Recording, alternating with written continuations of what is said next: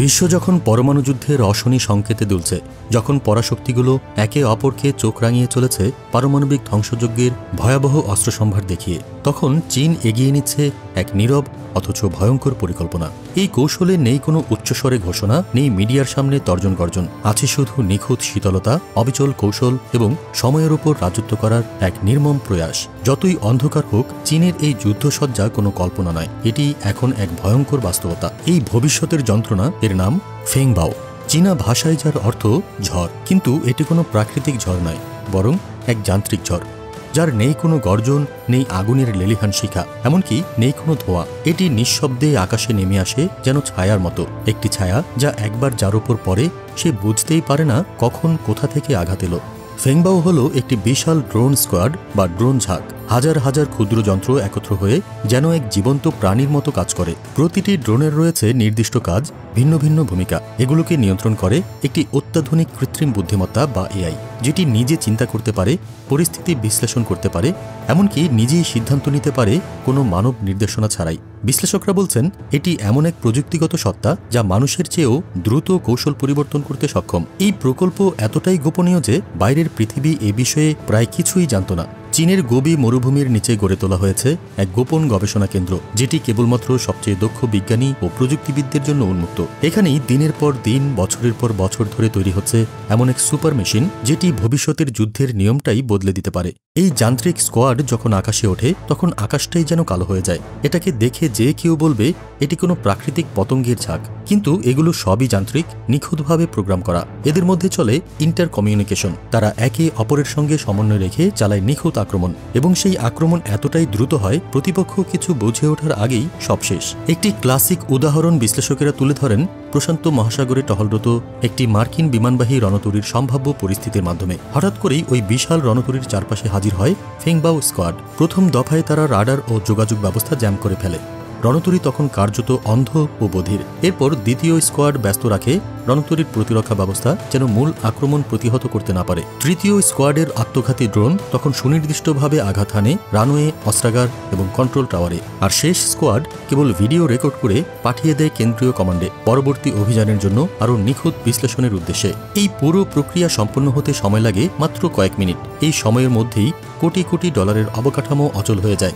নেই কোনো পাইলটের মৃত্যু, নেই যুদ্ধবিমানের ধ্বংস, নেই কোনো মানবিক শোক, শুধু ঠান্ডা মাথায় সংঘটিত প্রযুক্তিগত হত্যাকাণ্ড। সবচেয়ে অবাক করা দিক হলো এই অস্ত্র অত্যন্ত সাশ্রয়ী। যেখানে একটি F-35 যুদ্ধবিমান তৈরি করতে খরচ হয় প্রায় $80 মিলিয়ন, সেখানে একই খরচে তৈরি করা যায় লাখ লাখ ফেংবাও ড্রোন।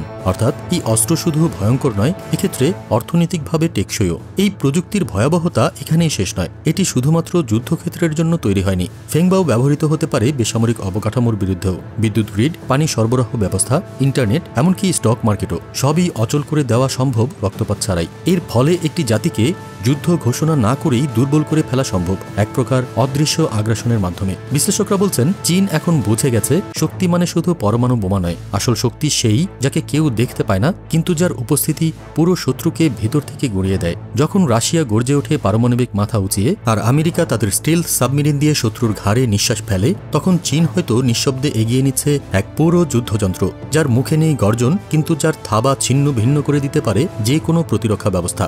এই অদৃশ্য যুদ্ধের দ্বিতীয় মুখ বাইদি, চীনের ষষ্ঠ প্রজন্মের যুদ্ধবিমান, যা প্রথমবার জনসমক্ষে আসে জুহাই শহরের আন্তর্জাতিক এয়ার শোতে। এই বিমান শুধু স্টেলথ নয়, এক ধরনের মাল্টিরোল ফাইটার, যেখানে সংযুক্ত হচ্ছে লেজার অস্ত্র, মাইক্রোওয়েভ সিস্টেম, এমনকি স্যাটেলাইট ধ্বংসের প্রযুক্তিও। বাইদি উড়তে পারে এমন উচ্চতায় যেখানে সাধারণ যুদ্ধবিমান ব্যর্থ হয়। শব্দের চেয়েও বেশি গতিতে চলা এই বিমান শত্রুর রাডারে ধরা পড়ে না, বরং নিজেই শত্রু শনাক্ত করতে পারে উন্নত সেন্সর ব্যবস্থার মাধ্যমে। চীন দাবি করছে বাইদি এমনকি মার্কিন B-2 স্পিরিট বোম্বারকেও শনাক্ত করতে সক্ষম হবে, যা একসময় ছিল যুক্তরাষ্ট্রের কৌশলগত শ্রেষ্ঠত্বের প্রতীক। বর্তমানে যুক্তরাষ্ট্র এখনও ষষ্ঠ প্রজন্মের যুদ্ধবিমানের প্রোটোটাইপ পর্যায়ে রয়েছে। বিপরীতে চীন যেন বাস্তবায়নের দ্বারপ্রান্তে। অর্থাৎ তারা শুধু অস্ত্র বানাচ্ছে না, তারা যুদ্ধের নিয়ম লিখতে চাচ্ছে নতুন করে। চীনের প্রেসিডেন্ট সম্প্রতি এক আন্তর্জাতিক ফোরামে এমন একটি বক্তব্য দিয়েছেন যা অনেকেই কেবল কথার ফুলঝুরি হিসেবে দেখছেন না, বরং এতে ছিল এক স্পষ্ট হুমকি। তিনি বলেন, হ্যালো আমেরিকা, তোমার দিকে ছুটে আসছে এক অদৃশ্য প্রেতাত্মা। এই উক্তি যেন ফেংবাও এর নিঃশব্দ থাবার ইঙ্গিতই বহন করে। চীনের এই সামরিক উত্থান থেমে নেই এখানেই, বরং এটি প্রতিদিন আরও ভয়ানক, আরও আধুনিক রূপ নিচ্ছে। তাদের হাতে রয়েছে একটি এমন অস্ত্র যার নাম শুনলেই অনেক সামরিক শক্তির শিরায় শিরায় স্নায়ুচাপ জমে ওঠে, DF-17 হাইপারসোনিক মিসাইল। এই মিসাইলের সবচেয়ে ভয়ানক দিক হলো এর গতি। এটি শব্দের চেয়ে 5 গুণ বেশি গতিতে ছুটে চলে, মানে ধ্বংস এসে পড়ে মুহূর্তেই, প্রতিপক্ষ বুঝে ওঠার আগেই। কিন্তু শুধু গতি নয়, এর আরও ভয়াবহ গুণ হলো পথে চলার সময় এটি মাঝপথেই হঠাৎ করে দিক পাল্টাতে পারে। অর্থাৎ শত্রুর রাডার বা প্রতিরক্ষা ব্যবস্থা যখন লক্ষ্যবস্তু হিসেব করে ধরতে চায়, তখনই এটি বাঁক নেয় ভিন্ন এক কৌশলে। সাধারণ ব্যালিস্টিক মিসাইল যেখানে একবার ছোড়া হলে তার গতিপথ নির্ধারিত হয়ে যায়, সেখানে DF-17 একেবারে ভিন্ন ধাঁচের। এটি হাইপারসোনিক গ্লাইড ভেহিকেল প্রযুক্তিতে তৈরি, যার ফলে এটি কেবল মাটি থেকে ছোড়া হয় না, বায়ুমণ্ডলের উপরের স্তরে পৌঁছে সেখান থেকেই লক্ষ্যবস্তুর দিকে হঠাৎ নেমে আসে। এই অপ্রত্যাশিত আক্রমণ কৌশলই একে করে তুলেছে পৃথিবীর অন্যতম ভয়ানক অস্ত্র।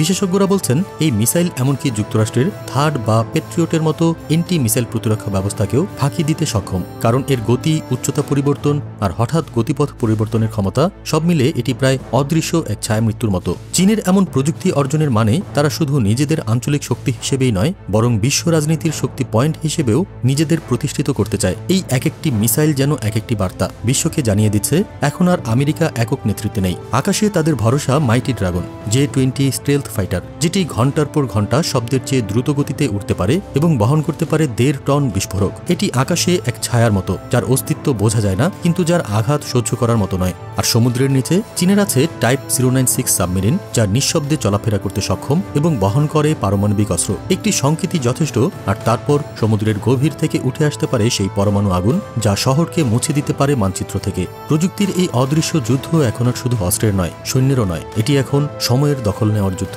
কার আগে কে বুঝতে পারে, কে দ্রুত সিদ্ধান্ত নিতে পারে, সেই হবে আগামী বিশ্বের নেতা। এবং টাইপ 096, বাইদি কিংবা ফেংবাও এরা কেউই আর ঘুমিয়ে নেই, তারা কেবল অপেক্ষা করছে সঠিক মুহূর্তের। ফেংবাও কি এখনো গবেষণাগারে বন্দী, নাকি সেটি ইতিমধ্যেই কোনো অজানা আকাশে চক্কর দিচ্ছে, নজর রাখছে আমাদের ওপর? হয়তো আমরা এখনো তা বুঝতে পারিনি, কিন্তু যখন বুঝবো তখন হয়তো আর কিছুই করা থাকবে না। চীন হয়তো যুদ্ধ চায় না, কিন্তু তারা এমন এক বাস্তবতা গড়ে তুলছে যেখানে কেউ যেন আর যুদ্ধ চাওয়ার সাহস না করে। তাই আকাশের দিকে তাকালেই হয়তো দেখা যাবে না কিছু, কিন্তু এক অদৃশ্য ঝড় যে এগিয়ে আসছে তা আমরা বুঝে যাব ঠিক তখনই, যখন আর ফেরার কোনো পথ থাকবে না। বিশ্ব যখন এখনো হাইপারসোনিক প্রযুক্তির মৌলিক স্তরে আছে, তখন চীন কি নতুন এক অস্ত্র দৌড়ের সূচনা করলো? আপনার কি মনে হয়, এই প্রযুক্তি ভবিষ্যতের যুদ্ধের নিয়মটাই বদলে দেবে, নাকি এটা কেবল ভয় দেখানোর কৌশল? মতামত জানাতে কমেন্টে লিখে ফেলুন। আর এমন বিশ্লেষণধর্মী আন্তর্জাতিক প্রতিবেদন প্রতিদিন পেতে এখনই ভোরের আকাশকে সাবস্ক্রাইব করুন, কারণ যুদ্ধের পর্দার আড়ালের সত্যটা এখানেই উঠে আসে।